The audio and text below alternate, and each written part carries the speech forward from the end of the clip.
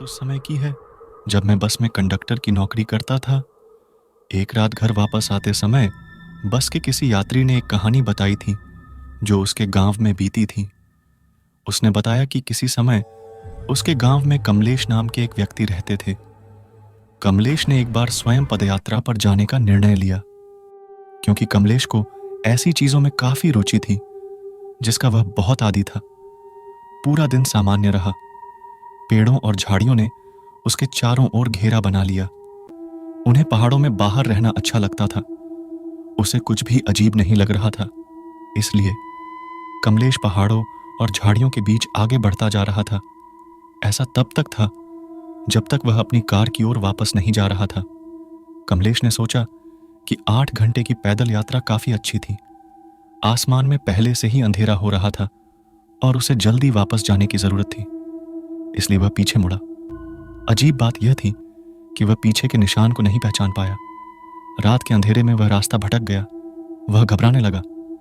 रात बहुत पहले ही हो चुकी थी और उसके पास केवल एक टॉर्च थी और उसे वापस आने का कोई सुराग नहीं था।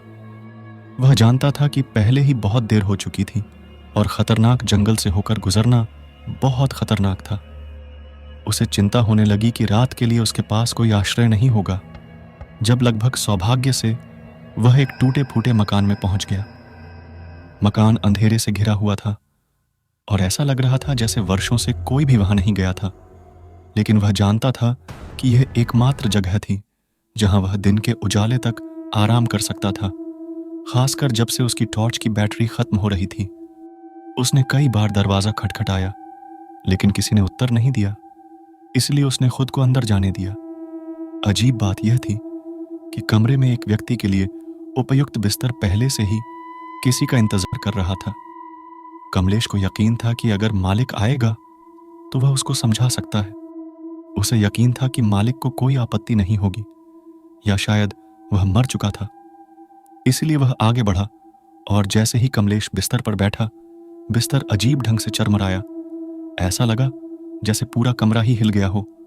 वह चौंक कर खड़ा हो गया। इधर उधर देखने के बाद वह दोबारा से बिस्तर पर बैठ गया। दिन भर की यात्रा से थका कमलेश जैसे ही बेड पर लेटा और सोने की कोशिश की, वह कमरे के चारों ओर चित्रों के संग्रह को नजरअंदाज नहीं कर सका। अजीब दिखने वाले लोगों के चित्र सभी उसकी ओर देख रहे थे। प्रत्येक के चेहरे पर मुस्कान थी जो मुस्कुराते हुए कमलेश की तरफ देख रहे थे। बहुत समय नहीं बीता जब पदयात्रा की थकान उस पर हावी हो गई और वह चेहरों को नजरअंदाज करके सो गया। अगली सुबह वह जल्दी उठा और यह देखकर हैरान रह गया कि कमरे के चारों ओर कोई पेंटिंग नहीं थी, लेकिन खिड़कियां थीं जिनके पर्दे हवा से धीरे धीरे हिल रहे थे। कमलेश जल्दी से उठा और घर से बाहर की तरफ भागा। कुछ दूर जाकर जब उसने मुड़कर देखा तो वहां कोई घर नहीं था। वहां सिर्फ जंगल की कटीली झाड़ियां थीं और वही एक टूटा फूटा मजार था। कमलेश ने गांव में आकर सारी घटना सुनाई तो सभी उसके जिंदा वापस आने पर खुश भी हुए और हैरान भी। प्रिय दर्शकों, यह कहानी एक काल्पनिक घटना पर आधारित है। इसका वास्तविक जीवन से कोई संबंध नहीं है। यदि कोई समानता होती है तो इसको महज एक संयोग माना जाएगा।